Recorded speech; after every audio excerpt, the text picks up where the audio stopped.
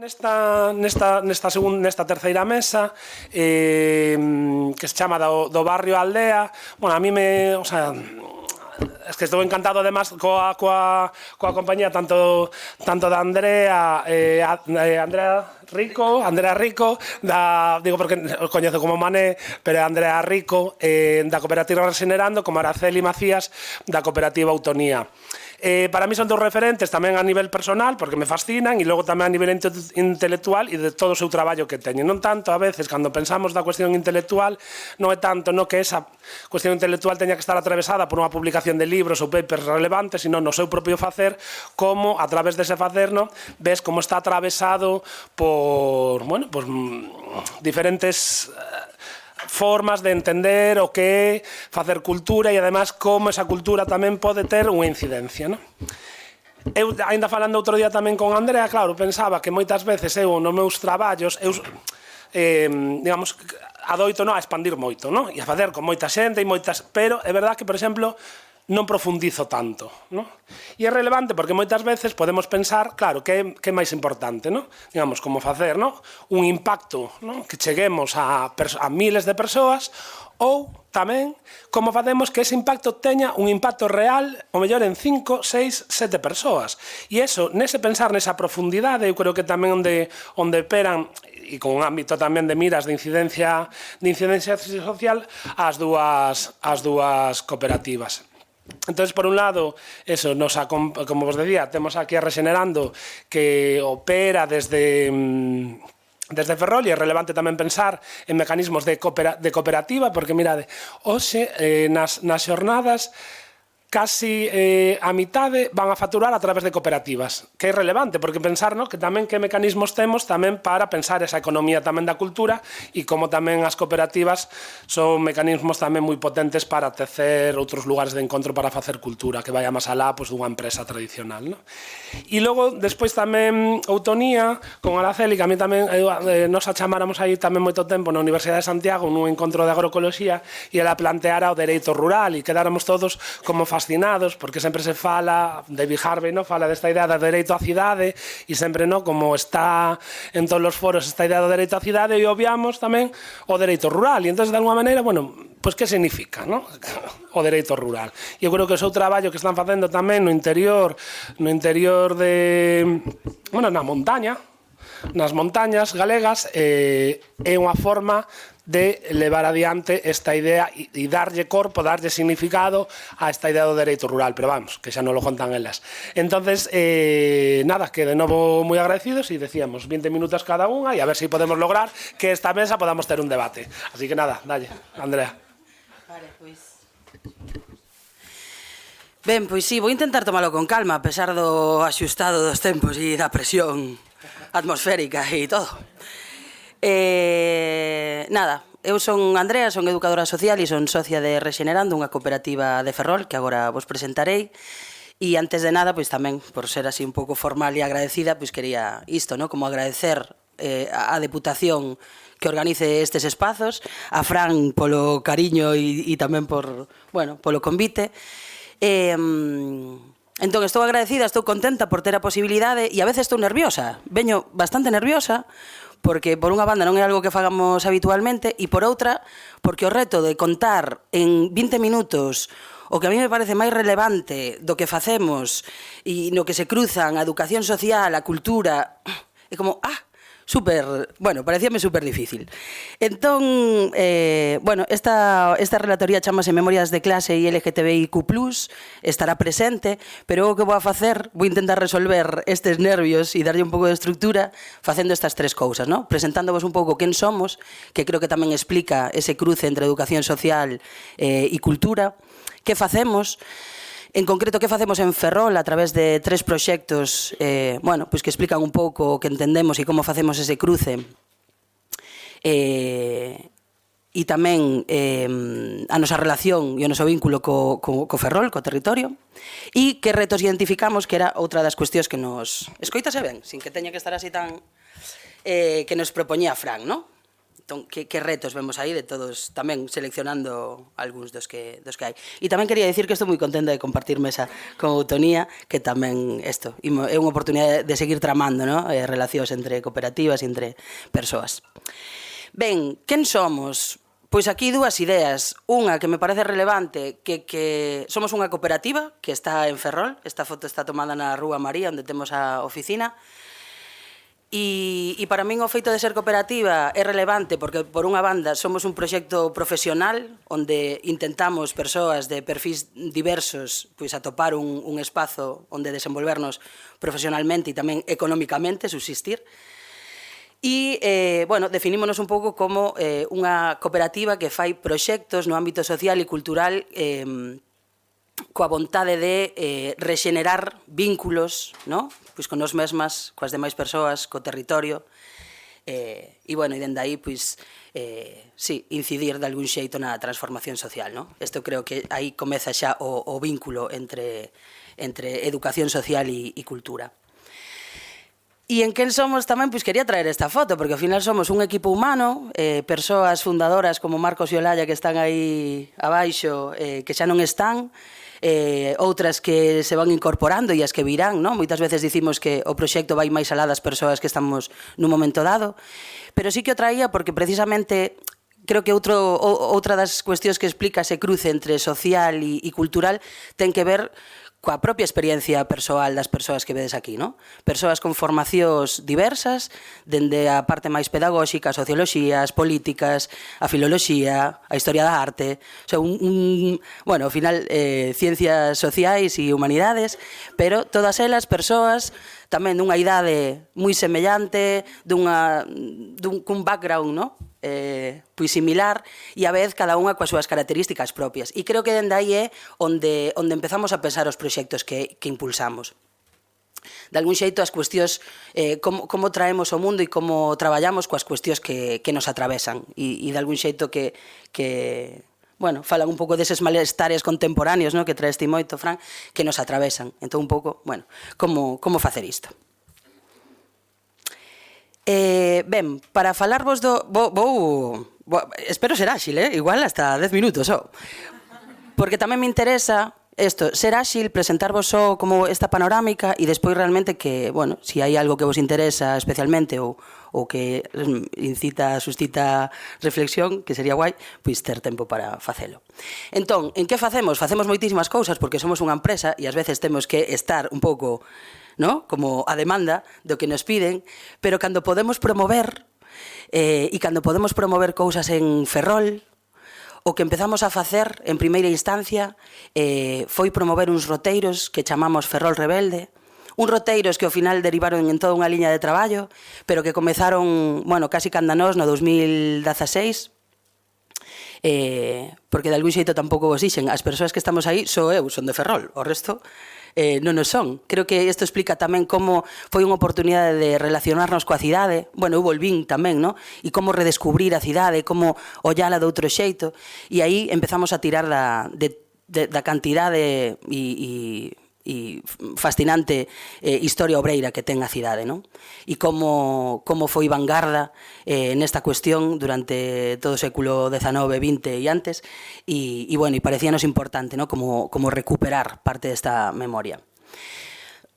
Na línea dos roteiros que seguimos facendo en Ferrol a través das Irmandades da Fala, da pegada de Carballo Calero, sí, como de outros elementos que nos parecen significativos para entender a cidade e para entendernos as persoas que habitamos. O ano pasado pudemos desenvolver o último dos roteiros que fixemos, que só tivo unha edición, pois tristemente, non? Despois cando falemos dos retos e das dificultades, pois isto está aí, que foi o Ferrol Desviado e que fixemos en colaboración coa historiadora Daniela Ferrández, investigadora que está investigando, ¿no? Toda esta cuestión na Galiza e que ela está fascinada tamén porque nos trae como, guau, Ferrol, cantas cousas pasaron aí, ¿no? Que de algún xeito pues, tamén precisamos, ¿no? Pues recuperar. Sí, estou me dando conta que vou moi rápido, Pero logo, se queredes, vos conto máis, vale? Entón, Ferrol rebelde, está esta cuestión da historia obreira, Ferrol desviado, como as disidencias sexuais, como a diversidade de xénero estivo presente dende sempre e sigue estando, non nos estamos inventando nada, temos toda unha historia e un pasado que nos explica e que precisamos como recuperar e recoñecer. E outro dos proxectos, un pouco noutra liña, é o Laboratorio de Apoderamento Lingüístico.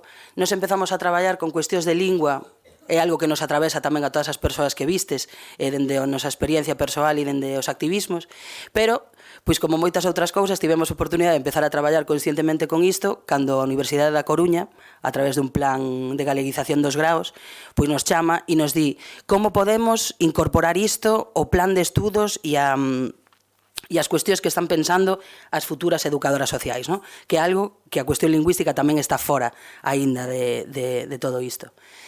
Entón, nada, empezamos a traballar sobre isto e, pois, tamén falando de financiamento, pois tivemos a sorte que nunha liña de financiamento así un pouco tola, que eran o Fondo Xacobeo, nunha convocatoria a 2 semanas, menos mal que xa teñamos algo feito. Bueno, daqui podería falar moito, tirar moito deste fío, pero bueno, deixar aí. Nada, tivemos pois, a posibilidade de desenvolver este proxecto que durou 2 meses só, entre novembro e decembro do ano pasado, e que desenvolvimos en 4 centros de ensino da comarca de Ferrolterra. O obxectivo deste proxecto, que o miro así como con moito cariño, o obxectivo deste proxecto é, por unha banda, visibilizar ou abordar co alumnado a dimensión e a potencia e o valor da diversidade lingüística no mundo. Por outra banda, notar como as tensións e os conflictos que se derivan desa diversidade e desas tensións que hai aí, ¿no? Tamén da diversidade de poderes que hai dunhas linguas e dunhas culturas sobre outras, pois que nos pasa a nós con esta cuestión, con este tema, como levamos un pouco a nosa experiencia persoal. E, por último, pois convidalas a ser promotoras de novas ideas, ¿no? E de novas maneiras de activarnos na lingua. Neste caso foi a través de bueno, pois de diferentes iniciativas que iban desde un mural nun centro de ensino, un alcalde de TikTok, bueno, pasaron moitas cousas aí. Entón, estes 3 proxectos, de alguma maneira, son só algo moi pequeniño que ilustra parte do noso traballo e do noso vínculo con Ferrol. E cando Fran nos preguntaba, ¿no? Como tamén que extraer ou sí, como que non sei cal a palabra, si é extraer ou si é... Bueno, cal creo eu, cales son os eixos que explican de algún xeito este cruce, ¿no? Entre cultura e educación social. Ou cales son os elementos que para nós son relevantes ou que explican parte da nosa práctica e do que nós pensamos que é preciso levar ao mundo dende este cruce entre educación social e cultura.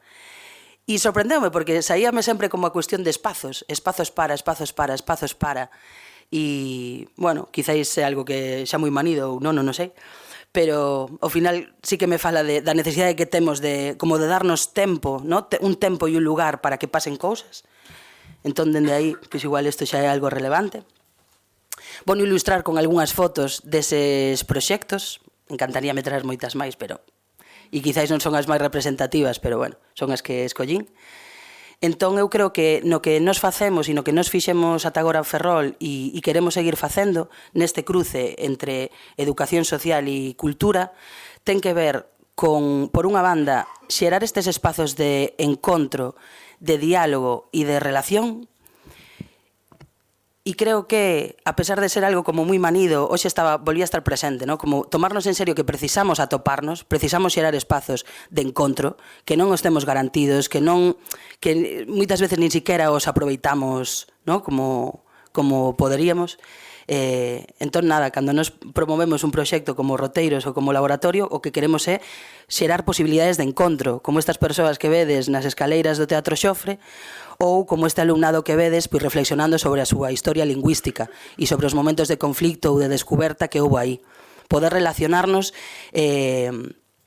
nesta idea que dicías ti, Fran, tamén, non? Un pouco en amplo, poder atoparnos con outras persoas e compartir pois cousas que igual non compartimos no día a día, non? E relacionarnos tamén con nos mesmas, coa nosa historia, con o noso territorio, pasear as rúas de Ferrol, reflexionar sobre toda esta historia en movimento, que tamén creo que, sí, incorpora cousas interesantes. Entón, isto, o valor dos espazos de encontro, de diálogo e de relación. Por outra banda, nós con estes proxectos o que procuramos é xerar espazos onde tomar consciencia. Poño aí un extracto do documentario Ferrol Rebelde, que foi unha dos subproductos ou dos produtos que saiu dese Ferrol Rebelde, non? Un roteiro, un documentario, un mapa. E isto é un extracto, unha traballadora de Navantia que lee un manifesto, unha chamada a folga do século XIX. E outro é unha foto do meu instituto, por certo, do Carballo Calero de Caranza, onde este alumnado está reflexionando sobre a súa vivencia coa lingua, en termos de comodidade, incomodidade, conflicto, que me pasa a min coa miña diversidade e coa diversidade lingüística que hai aquí, non?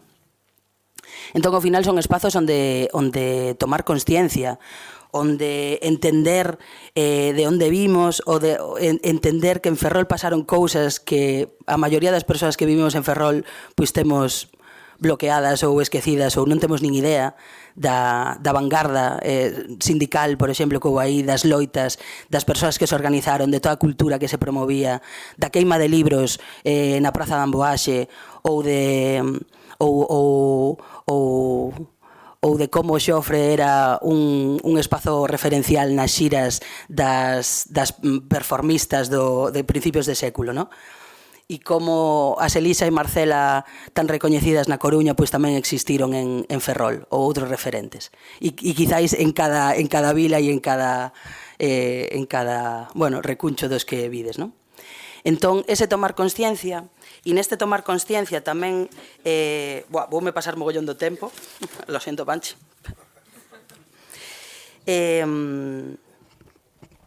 Sí, neste tomar consciencia tamén traemos moito, esta cuestión, a min interésame moito esta cuestión do movimento, do corpo, de como notamos no corpo esas tensións, de máis alá do intelectual, como estamos vivindo nós, pois, estas cuestións, como a pegada histórica que está en nós, o conflicto lingüístico, e como, de alguma maneira, corporalizamos todo isto, non?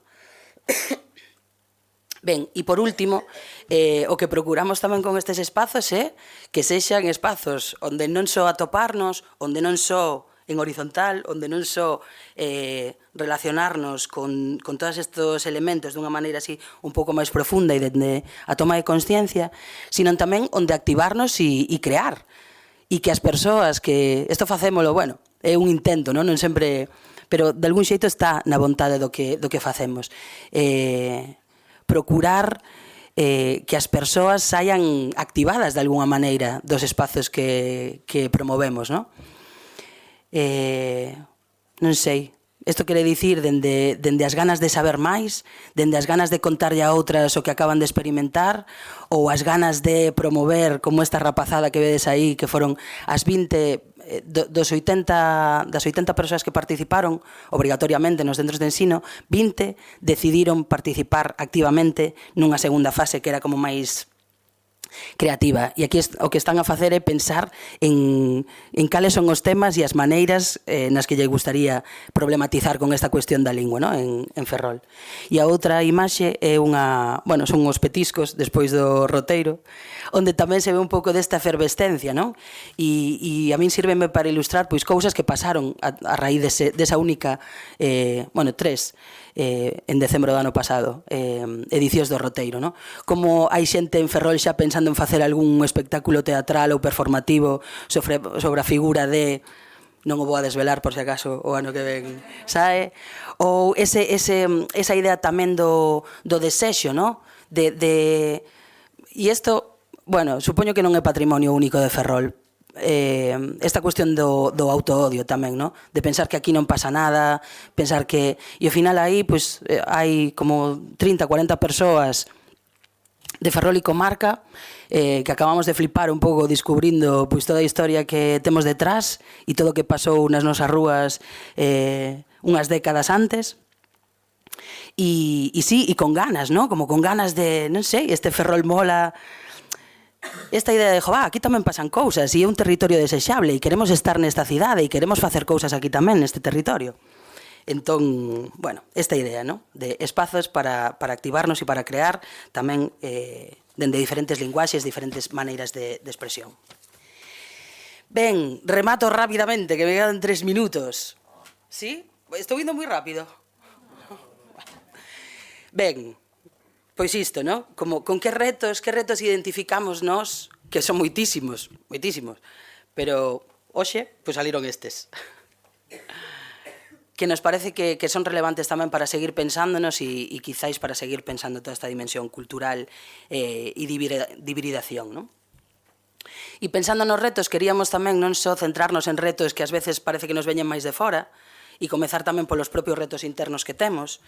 E por iso colocamos aí a cuestión da diversidade, porque nestes cruces e nestes espazos, como que somos moi conscientes de que precisamos tamén habilidades para xestionar toda a diversidade que se pode dar aí, e como axentes culturais ou persoas que nos dedicamos á cultura de xeitos diversos, pois isto é importante, eu creo, como empezar a pensar sobre isto.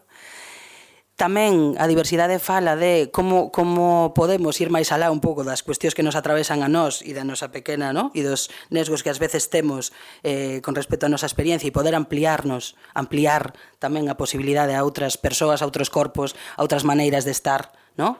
En termos de accesibilidade, desta diversidade. E tamén me interesaba como esta cuestión de poñer límite tamén a diversidade, no sentido de poñer límite a certos discursos, no? E que creo que tamén é un dos retos que temos a hora de xerar estes espazos transformadores, ver como atendemos tamén aos discursos reaccionarios e a toda esta cuestión negacionista, reaccionaria, que tamén está moi presente e que nos espazos que xeramos, falando de lingua ou de outras cuestións, pois está moi vivo, e cada vez máis. Entón, para min, un reto é seguir pensando en como facemos isto. Outro reto que non é novo, pero que creo que nos temos que seguir tomando moi en serio, é a cuestión dos tempos e dos ritmos. O sea, eu agora estou experimentando e estou vivindo. É como... sí, e creo que fala tamén, como falaba Xoán, de crecer, de ver da eficiencia dos recursos, de poder... E aquí tamén no concreto, de non estar sometida a ter que facer un proxecto en 2 meses porque a convocatoria ou hai que xustificar o 30 de decembro, que cando rematan eses 2 meses queda un pouco un baleiro e queda na nada, que non se poden prolongar, creo que... E o vinculo co tema dos recursos tamén, que creo que podedes saber de que falo. De onde saen eses recursos e como podemos facer para que teñan continuidade, e como aquí tamén creo que necesitamos que a propia administración sexa quen de hibridarse e de ver quen financia. Nos isto é que, a arquitectura, mira agora as compas de Eutonía outra vez, a arquitectura económica que hai aquí para financiar estes proxectos, un poquito aquí, outro pouco dala, agora paga non sei que, agora paga educación, agora paga cultura, agora paga benestar social, e todo moi sometido a uns ritmos e uns tempos que non son, non sei, eu escoito falar ás veces, e neste cruce tamén entre cultura e educación social, dos tempos da investigación, dos tempos da creación, de investigar, de crear, e digo, stop. Sí, creo que tamén nos merecemos dende este lugar poder ter eses tempos, que non digo que sexan sempre así e que seguro que están moi precarizados tamén e moi sometidos a presión. Pero, sí, como revisar, e isto deixo tamén como para pola tarde, traballar sobre estes retos. E nada máis, grazas. Espero que se entendera algo.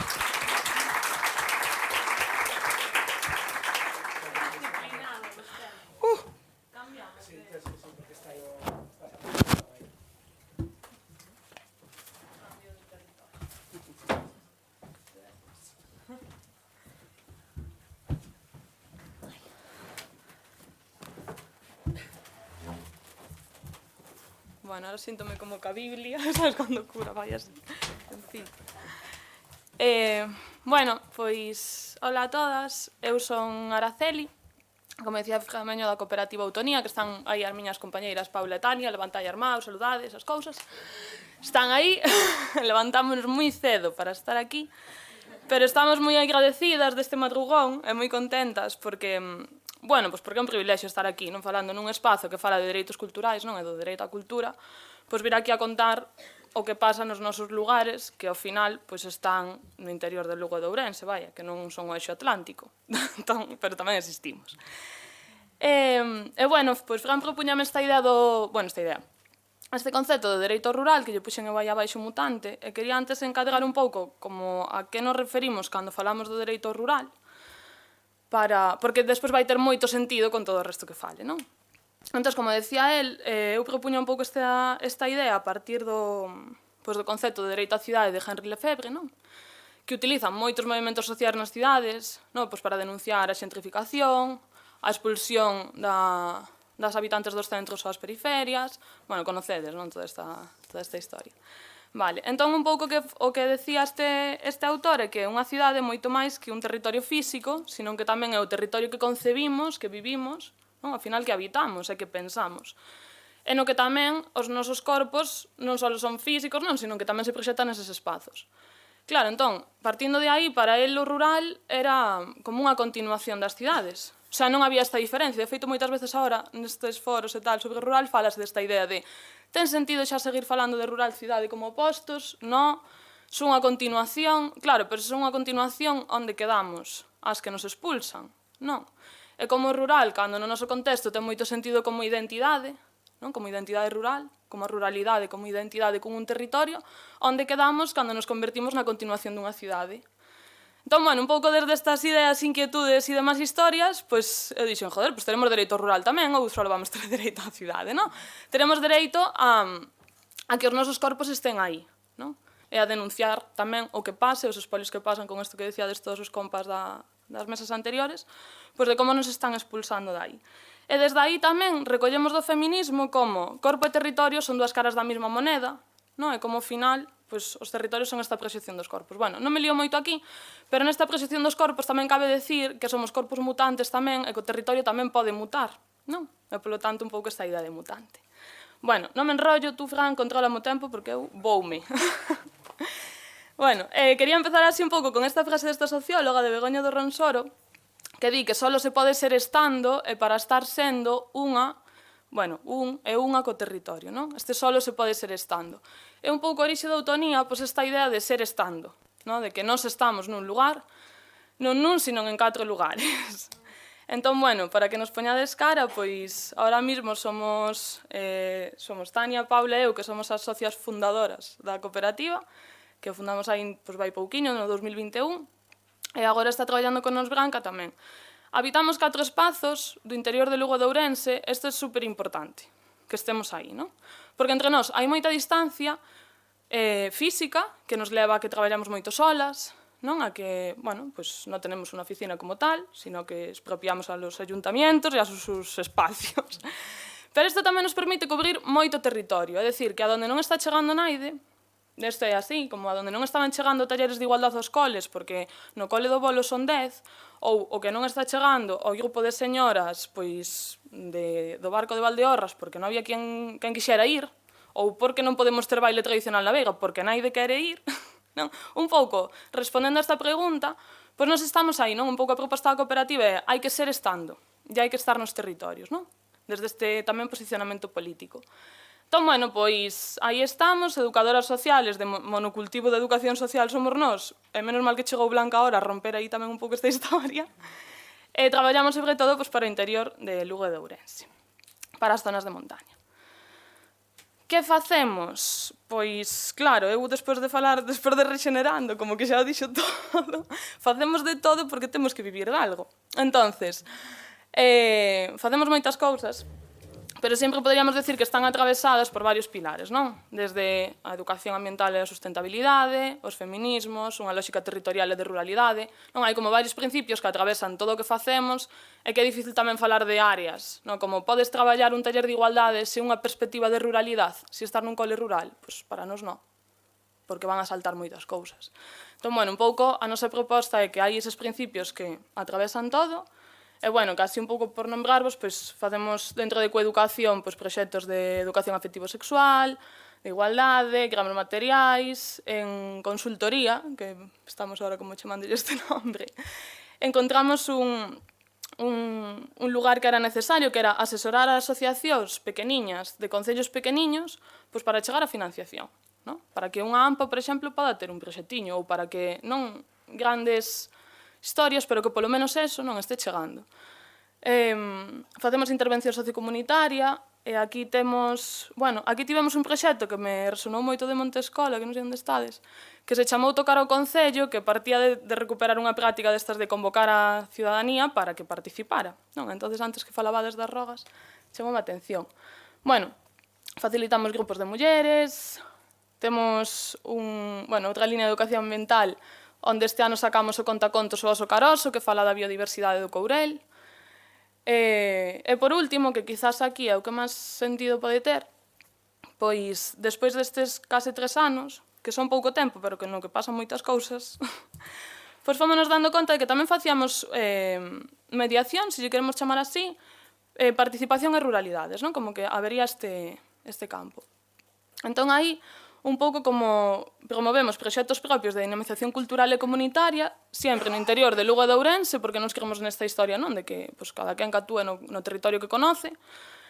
E tamén encontramos ferramentas que, como antes Fran apelaba moito como a practicidade da xornada, que levar isto ao práctico, encontramos ferramentas que nos están axudando a pensar a ruralidade, non? Esta tríada de corpo, territorio, rural, non?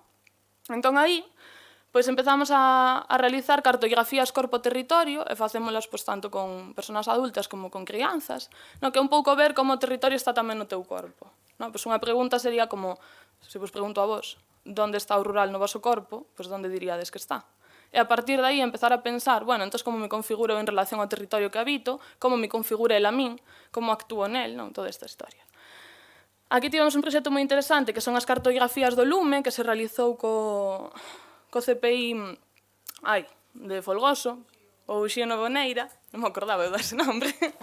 Bueno, é que se basaba un pouco en ver que as crianzas como fora a experiencia do lume en relación aos incendios e como eso lle impactara tamén no corpo. Como, claro, ese territorio que ardeu de alguna forma tamén nos ardeu no corpo. E bueno, pues saliron aí unhas historias bastante interesantes que noutro día xa vos contarei. E nada, por último, quería vos contar así, pero moi brevemente, os obradoiros do Rural Imaginado que realizamos coa Asociación Aldear, que vai estar despois, da cal formamos parte, da Rede Aldear, realizamos o ano pasado en 8 escolas do rural de Lugo de Ourense, e partían un pouco da idea de que sabemos, como habitantes que somos daí, e moitas como nenas que somos do rural, que as crianzas están crecendo no rural odiando o lugar que habitan, non sabendo que morre. Isto configura unha identidade e unha historia de autoodio, de como habitas un lugar que sabes que morre, como habitas espazos que sabes que non van a estar, como vives no outro, como as miñas crianzas do bolo queren traballar en CSI Miami e vivir en Nueva York, pero viven no bolo. E como, claro, como tú te configuras e creces nun lugar que odias e que te odia, nesta historia, e do que ti te queres marchar. Entón, desde aí, empezamos a propoñer o Rural Imaginado, que era unha serie de talleres onde pensar que as crianzas, vale, pois como poderíamos imaginar o rural. Como ser axentes culturais, por exemplo, había un dos talleres que vamos a propoñer actividades culturais que a nos gustaría. Queremos unha tenda de chuches, vamos a votar para a tenda de chuches. Queremos lo que sea, non? É moi interesante como, como xa desde tan pequeniñas aprendemos unha narrativa e un relato sobre os territorios. E como desmontar eso quizás é unha chave cando falamos de despoboación. Sempre se fala de recursos económicos, empresas, non sei que, non sei cuánto, e quizás tamén temos outras chaves na educación que habería que traballar. Bueno, me enrollo. Sigo. E dentro destes proxectos todos que facemos, iniciativas e supervivencias, pois está Mutantes, que é un proxecto así moi querido por nós. Poñemos aí un pouco a línea de Mutantes, porque foi mutando, porque tamén era lo que se esperaba, pero poño tamén porque Mutantes nace antes que Autonía. E nace nese terrible 2020 de pandemias e cositas. Entón, Mutantes nace como unha experiencia, unhas xornadas de emprendemento, era un pouco a idea de vamos a xuntar xente que vive no rural e que non por eso solo se dedica á producción. E como a partir de aí, non, vamos a xuntar personas e proxectos que non só se dedican ao ámbito da produción, pois foi mutando. Bueno, foi mutando no 2022 a estar máis relacionado cunha crise ecosocial e demais, e no 2023 convertiuse nunha programación cultural deslocalizada, nun mosaico de pezas, que decimos nós, que tocaban diferentes puntos. Tocaban narrativas e disidencias, e aí fixemos 2 obradoiros de cine con Anxos Fazáns, onde crearon curtas audiovisuais desde o relato de persoas con discapacidade que están institucionalizadas no rural, que como sempre nos olvidamos, hai habitantes que están aí sempre e dos que nos olvidamos. Entón, hai persoas que están institucionalizadas en centros rurais e que tamén son habitantes, e que tamén teñen unha narrativa do lugar. Entón, fixemos aí 2 curtas, fixemos un laboratorio educativo artístico de compartir experiencias e metodologías, onde estuveron aquí, Mané e Adela. Fixemos unha peza de muralismo utópico que vos contarei despois, e as festas mutantes, que foron moi guais, que consistiron un pouco en darlle contenido ao patrimonio. Por exemplo, a muralla. Pois vamos bailar a muralla ou vamos a darlle contenido a isto que é patrimonial. E agora poñemos aquí futuros, porque isto sigue mutando, vai dando para diante según salen convocatorias e oportunidades. E agora temos este proxecto de confluencias, que son as cartografías fluviais contemporáneas con perspectiva de xénero. E un pouco a idea é que hai 4 grupos de mulleres que viven á beira do río Sil, están no barco, na rúa, en Vilamartín, en Petín, de Valdeorras. E a proposta é, vamos a pensar como o río, somos habitantes dunha beira do río Sil, como o río configurou a nosa identidade, e como a configura ahora. A idea un pouco tamén é que non falamos só do pasado sempre, como que das cousas que foron no pasado vamos a facer un homenaje ás lavandeiras, vamos a facer que está genial, pero que a cultura sigue viva. É dicir, nós seguimos dándolle significado ao río, seguimos dándolle significado aos lugares porque seguimos vivindo aí, por moito a quen lle pese, a quen lle pesa moita xente, pois seguimos aí. Entón, pois aí vai mutando. Tiña un vídeo de 1 minuto, pero non vai a funcionar nesto. Non lo pongo. Canto tempo me queda? Un ratín. Quedan 5 minutos. Pois moi poucos, entón non o poño. Hai un vídeo en YouTube de 1 minuto que resume o laboratorio mutante. E é moi divertido, con música e tal. E sale Tania tamén explicando máis o proxecto, se queredes escoitala. As preguntas que nos facía aquí Fran era: pode a cultura axudar a imaginar novos horizontes? Pois nos creemos que sí, un pouco a nosa ferramenta vai por aquí, a como imaginamos novos horizontes e tamén novos rurais, como esta idea deste rural mutante. E un exemplo así super rápido que quería traervos é esta peza de muralismo da que falaba antes, no laboratorio mutante. E a miña pregunta era como chegamos, non sei se vai a ver, pero un mural así grande. Como chegamos a esta imaxe do mural? A imaxe son 3 mulleres bañándose en bañador. Diredes vos, pois tampouco é moi innovadora. Claro, pero 3 mulleres bañándose en bañador nos anos 50, en Vilariño de Conso, igual é un pouco máis tal. Entón, pode a cultura axudar a crear estes novos horizontes? Pois, a proposta que se fixo aquí neste concello era que, xuntamos un grupo de mulleres que aproveitamos que salían de pandereta e, pois quedamos un poquito máis e tomamos unha caña, falamos un pouco de muralismo e a proposta era como unha proposta de participación rápida, 3 sesións nas que vamos a facer unha deriva, recoñecer espazos, onde queremos un mural, que imaxe nos gustaría que representara un mural e como sería ese boceto. Isto que parece así bastante tal, un mural é algo que dura 15 anos, é moi importante saber, dura 15 anos. Dixeron os da pintura que duraba casi, a pintura dura 15 anos. O caso, que dura moito tempo, entonces é moi importante como interves o lugar no que vives tú e no que vive o resto, con algo que vai a ser duradeiro, con unha imaxe, que pode molestar a moita xente. Ben, aquí a proposta tamén desta rapidez participativa era que, cando falamos de políticas de cultura, tamén teríamos que falar de políticas do tempo, porque a veces non participamos porque non temos tempo, ou todas estas historias. Traigo eso. A idea é, como creamos novos horizontes? Estas son as primeiras imaxes que se plantearon para o mural. Se as vedes, son topicazos. Hai unha señora con un cesto, a infancia de vai anos, esta nena con un balde, pois así, como moi bonita, tal, as mulleres lavando no río, os palleiros, era como tiñan super claro nesa sesión que isto era o que querían que se representara. Porque isto eran elas, cando tú falas de muller rural, que te imaginas? Claro, pois cando nos pensamos tamén desde aí, é como que nos imaginamos que nos vai a representar. E a proposta foi que chegamos a isto. Non, que esa participación, esa proposta de temos unha ferramenta, neste caso o muralismo, que nos axuda a intervir o espazo, axúdanos tamén a intervir a nosa propia identidade, que é como, que isto foi o que dixeron cando trouxeron esta foto, pero que pasa? Que non só traballamos. Como nos vamos a pintar traballando? Entón empezaron a dicir, non, vámonos a pintar bañándonos, vámonos a pintar rindo, vamos a pintarnos cas amigas. Entón, esta é un pouco a reinterpretación desa imaxe o que nos axuda, non, a pensar estes novos horizontes. Bueno, e acabo. Bueno, un pouco o laboratorio mutante que propón son estos espazos diversos onde medrar ideas e que un pouco se move nestas dicotomías de fronte á conservación cava mutación, fronte á conservación do rural cava mutación tamén, da cultura tamén cava mutación, sobre a idea de ter cultura, esta alta cultura, ter cultura, cabe que todo o mundo somos suxeitos culturais, fronte ao abandono dos territorios tamén vale, os territorios que se construen, é dicir, fronte ao relato da despoblación, cabe que hai xente que estamos vivindo aí, e que fronte a ser produtoras, o sea, fronte a ser consumidoras tamén cabe a produción. E por último, como podemos axudar a pensar eses futuros que están por vir coa comunidade, que era outra pregunta que nos lanzaba? Pois un pouco, eu creo que podemos axudar con, puxen aquí esta frase de que xa non se trata da dicotomía entre alta e baixa cultura, sino da libre expresión das identidades diversas, valorizar o propio e potenciar o común.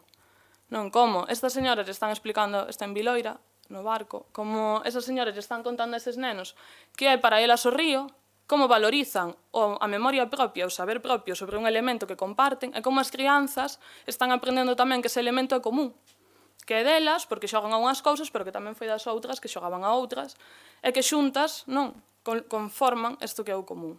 Pero para isto, como dicía Mané, pois igual sona atópico, pero hai que xuntarse, porque eu non sei senón como vamos a facer. E por último, pois temos que ocupar os espazos públicos, que isto tamén sona atopicazo, pero nós que no rural estamos fartas do turismo rural e do patrimonio e de venga museos en oda ao liño e veña restauración de cousas, como está genial todo eso, pero se non ten contenido, se non está ocupado tamén por propostas culturais, participativas, sociais, pois non ten sentido ningún. Igual, pois para iso vémolo na televisión, dice un vello que conozo. E nada, con esta acabo con a frase de Lupe Gómez, que é a miña favorita no mundo mundial, que di que eu tiña conciencia de vivir nunha casa ruín, soñaba con ter unha casa na vila e irnos todos a vivir a Curtis. Parecíame que na vila íamos a ser máis felices. Agora creo que estaba equivocada, pero a cidade sempre soubo deslumbrar moi ben o campo. Pois que a cultura das cidades non deslumbre moi ben a que fai o campo. E xa está.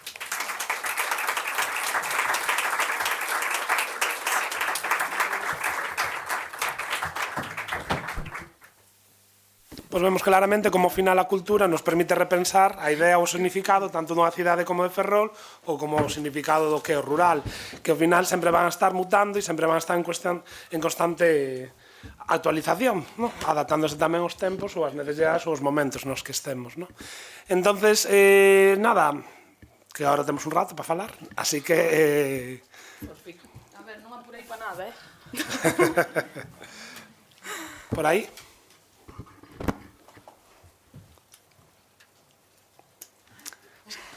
Se non podemos facer a prova, e se non estamos, ao mellor podemos facer ese exercicio, pois estamos os 10 minutos sin falar. Sí, é que igual o que nos temos que tomar é tempo. Sí, sí.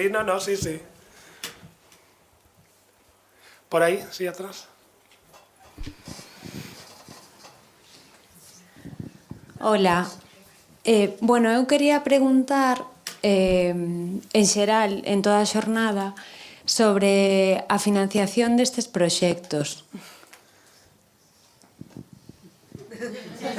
Como financiades estes proxectos?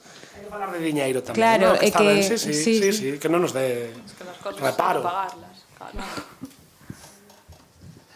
Sí, estaba facendo tamén un exercicio de memoria de reconstrucción así.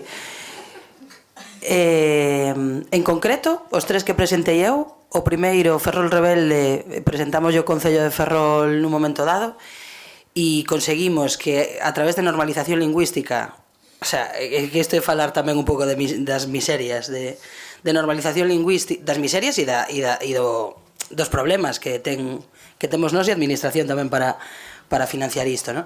Pois a través de normalización lingüística que se financiase o deseño e unha serie de roteiros que executamos, e despois nos anos seguintes pois foi un problema realmente como conseguir que o propio Concello volvese a financiar. Entón, bueno, pois facendo así como se puido, non? Pero foi o Concello de Ferrol ata que e este tamén é un dos problemas e dos retos, pois políticamente se decide que isto non interesa, a pesar de que era un roteiro polo que aínda nos siguen chamando, que non tivo só un impacto cuantitativo, sino tamén cualitativo. Antes falabas, Fran, de xa non é só os centos de persoas que pasan por este tipo de actividades, sino como saen, que pasa aí, a emoción que hai. Bueno, entón, Concello de Ferrol, e logo conseguimos a seguinte liña do mapa, fixémolo a través da liña de axudas da Deputación da Coruña, aquí presente. E así, e como tirando desas liñas de cultura que ás veces, bueno, despois tamén en función das solicitudes e do que tal, pois tes que adaptar un pouco o proxecto aos recursos que tes. E logo, como dicía, o Laboratorio de Apoderamento Lingüístico nos fixémolo a través duns fondos Xacobeo, que, o sea, había 10.000 euros que financiaban unha serie de proxectos como de dinamización lingüística, todos bueno, da igual, esta non é a pregunta. Pois a través desa liña que saiu antes de Semana Santa e que, como tiñamos algo pensado, puidemos así, aceleradamente. E logo respondes a Araceli, pero era tamén para facerte unha pregunta a raíz desto tamén. Bueno, e Araceli creo que é un pouco compartido. Eu teño unha línea do tempo das financiacións que podemos ver outra vez. Sí, un Excel enorme. Non, quería preguntarvos porque unha que mellor tamén pode ser interesante nesta pregunta, creo, un orzamento que tedes na cooperativa, máis ou menos actualmente. O que facturamos anualmente. Sí. Vaya, Frank, no esperaba. No YouTube. Pues no, íntimo. ¿Ves como temos un problema de falar do diñeiro? No, pois mira, íntimo falar do diñeiro. Alrededor de, sí, pois 150.000 euros. 150, 170. Non chegamos aos 200.000. E logo digo porque tamén Broncano.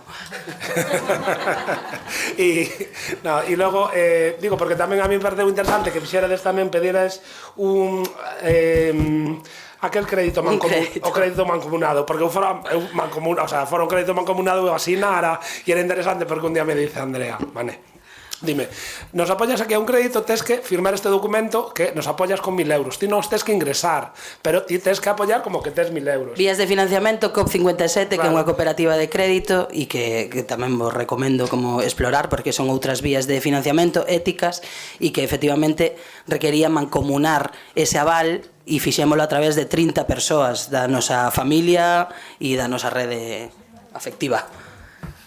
E foi pagado, entón non tiven eu que... Entón era moi guai, porque claro, a ti te decía, queres firmar? E digo, firmo, total, non teño que poñer os 1.000 euros, non? Claro, pero non os tens que poñer. Ti acreditas, claro, o problema é se non o pagabades, que entón si que iban a contra nós, pero ti por firmar, digo, me firmo 50.000 euros. Pues claro, como non tens que poñer, ¿no? Pero bueno, vamos, que o pagastedes. Sí, está liquidado. Digo, pero vamos, que tamén, claro, que podamos pensar, ¿no? Tamén estos outros mecanismos tamén para acceder tamén a estos fondos, ¿no? Que tamén hai certa imaginación a veces aí, ¿no? Entón, ahora, perdoar a Celi, dille. Eu a línea do tempo me remito. As primeiras mutantes foron iniciativa xove, que era así como un pouco, bueno, éramos un grupo informal, tal, ainda non había autonomía. O Laboratorio para a Ecoloxía dos Saberes, pois unha convocatoria que sacou Axuda en Acción, que era One Planet for All, fondos europeos, non sei como chegamos aí, chegamos. Pero eran poucos cartos, fondos europeos sonaba moito, pero era pouco. Laboratorio Mutante foi a través de Territorio Cultura, da GADIC. Confluencias, a través como se chama, do Instituto das Mulleres, que sacou ano pasado non, foi vai uns meses, miro a mi tesorera de referencia.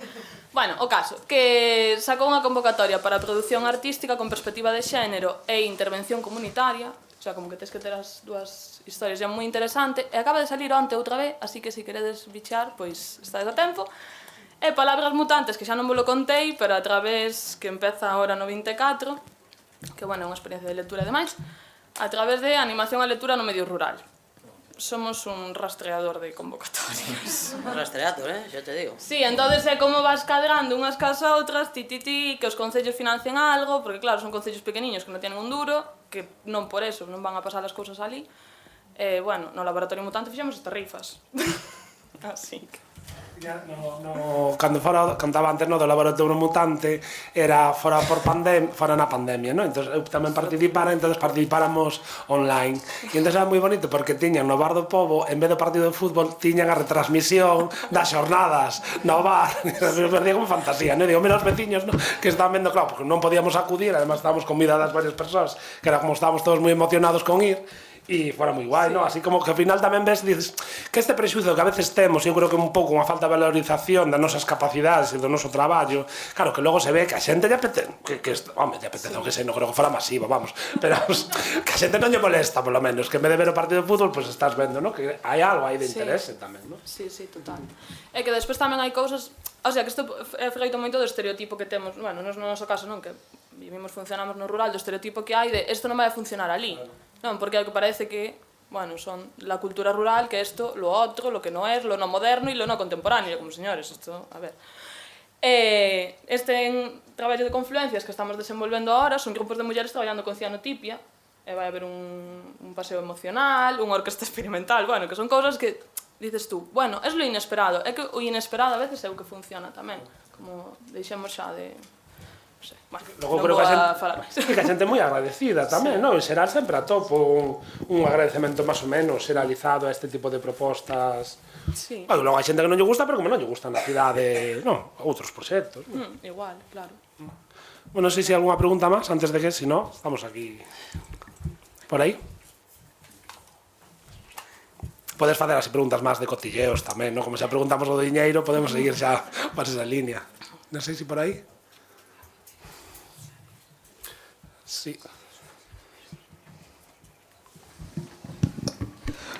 Bueno, bo día. Parabéns polos proxectos presentados, moi interesantes todos. Fago unha pregunta que moitas veces facemos todos os que intervimos así en cultura, non? E cando vemos este tipo de proxectos ou os facemos, nos, que pasa despois de que marche esta máquina que montamos ali, non? Como pode pervivir o efecto desexado, o obxectivo conseguido, como pervive, non? Porque estamos a falar de proxectos que transforman o territorio, mentres estamos, e se conseguimos, se temos éxito, así pasa, pero cando xa, por lo que sexa, por financiamento, porque abandonamos, porque mudamos de estrategia, como podemos, ou que pasa, non? Que inercia, queda inercia, e se non queda, como podemos traballar para que realmente permañeza, non? Que non haxa que agardar outra vez a que haxa unha subvención e veña alguén a facernos este traballo. Se estamos falando de transformación de territorio e de sociedade, a sociedade debe asumir ese papel, non? Consíguese?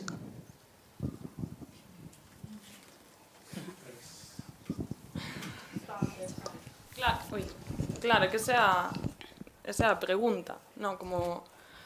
Como articulas un proxecto que, pues, nos neste caso último de Confluencias, que vai durar 4 ou 5 meses, non? No que se montan 4 grupos, onde hai moito traballo de difusión, moito traballo de, non, como formar eses grupos, tal, e despois os abandonas. Nos estamos tirando, como estamos todo o tempo nas mesmas zonas, que son varios concellos, non é o mismo, hai grupos que vamos como promovendo cousas xa cos mesmos grupos. Entonces, claro, os proxectos toman outras formas, chámanse diferente, se adaptan a las convocatorias, bueno, un poquito de narrativa e retórica, pero un pouco a idea é pois que non sea este baixón de participei e para qué, non? Porque a xente tamén necesitamos saber que participamos e que participamos con un sentido, e que non te sintas utilizado, porque isto pasa moito tamén, de veñen con proxectos de fora, ahora que está de modo de emprendemento rural, que é genial, pero claro, veñen xa aí grandes consultoras con rollos de emprendemento rural, ao final, para qué? Como si dura lo que dura e ya está, non? E te vas. Entón, bueno, pues aí estamos, pero se a cultura fora un dereito, quizás habería fondos e personal nos concellos, que non isto tamén escoitaba antes dos técnicos de cultura, ojalá técnicos de cultura en todos os concellos, que non os hai, non? Ou educadores, ou, claro. Pero para iso hablaremos de derechos, non? Sí, non sei, a min, claro, tamén parece unha pregunta super relevante e que non temos, en parte non temos resposta, eu non teño resposta. pero sí que me fai pensar, por unha banda, nesta idea de pervivir, hai algo que ten que ver tamén como con este rollo de ter que estar innovando constantemente e creando constantemente propostas novas. O sea, que igual poderíamos seguir tirando de fíos e non innovar tanto e seguir como traballando un pouco na mesma liña, nos mesmos campos, coas mesmas persoas. Non o sei, como que se me ocorre. E logo hai algo tamén que me fai pensar nesto que dicía antes, do impacto destes proxectos. A min hai pouco me preguntaban polo impacto do laboratorio de lingua e a cantas persoas chegara como un pouco a avaliación, e non sabía moi ben que dicir, pero eu teño gravada a imaxe de Antón, que é un rapaz de Ferrol de segundo de bacharelato, que me atopei outro día na rúa pola noite e se achegou a min: «Ei, que? Cando ides facer outra vez o laboratorio? Buah, foi brutal!» Bueno, o que quero dicir é que Antón está pensando en estudar filoloxía ou está entre fisioterapia, química e filoloxía galega. Entón eu creo que como confiar tamén un pouco no que se moveu, nas persoas que participaron, o sea, creo que hai algo tamén moi intangible e moi invisible, pero que me parece tamén moi transformador, e que igual tamén ten que ver con repensarnos tamén as lóxicas ou dende onde medimos eses impactos, como ou falábamoslo outro día, non? Como non temos, moitas veces non temos estudos que nos axuden a ver cales son os impactos destas prácticas das que estamos a falar hoxe. Como se mide isto? Quen o vai estudar? Nos non. Como cooperativa nos non chegamos, pero e aí tamén hai que hibridar prácticas, maneiras de interacción e investigación, non o sei, pero eu empezaría como quizáis a mirar de outra maneira os impactos e as continuidades que teñen tamén as cousas que promovemos. E despois, que eu creo que hai continuidades que son moi pequeniñas, non? Que igual ese grupo que se montou non sigue como tal, pero esa experiencia de tú participar e ter o poder de que ocurran X cousas, de que ese mural que tú te imaginaches salga ali, de que esa programación cultural que tú querías estuvera, non? Como ese ver que temos ese poder sobre o lugar que habitamos, o territorio, a cultura, non? Como eso. Tamén fai que se activen outras historias, que igual non é un macroproxecto outra vez, non é a continuidade dese grupo, pero son outras actividades, non? Que teñen impacto, pero quizás non está respaldado con que a autonomía non sei que fixo eso, non? Sino que a xente seguiu facendo ese tipo de cousas. Decía había un día un estudo do Observatorio Vasco da Cultura que decía que afirmaba determinaba que aqueles territorios nos que había unha maior participación social eran territorios nos que había, en xeral, unha maior felicidade, por parte das persoas que residen nesos lugares. E iso é relevante, igual que é relevante, claro, que gracias a estes lugares de encontro que vos estades traballando, a xente se encontra, entonces superas esa idea desa soedade, que moitas veces unha soedade desexada e noutras veces non. Entón xa só encontrarse e facer xuntas é unha excusa para facilitar e cohesionar tamén esas comunidades, o sea, que impactos hai, non? Entón tamén a vez que como xa pregunta por lembrarvos, hai unha asociación de xestores culturais, porque acaba de falar o presidente, e entón lembrarvos que é importante tamén para o propio sector e tamén para cohesionalo, tamén facerse socios de entidades que tamén axudan a fortalecer tamén o sector cultural ou outros, e unha delas é a asociación de xestores culturales. Vamos a continuar nesta idea de redes e de tecer alianzas, pero que en principio levo pensando aí desta idea de alianzas, porque de alguma maneira tamén é o de que estamos falando, de como necesitamos tamén tecer máis aliadas, e a vez como traballan en rede. Xa situou Araceli a rede Aldear, e tamén dun dos elementos que tamén se preguntaban que era en torno aos mecanismos de financiación, e entón vamos a compartir tamén un momento con Natalia Balseiro que nos fale de concomitentes e tamén dun proxecto europeo que tamén fala tamén desta posibles fontes de financiación. Entón nada, agradecervos de novo. Y entonces, como os decía, damos de paso.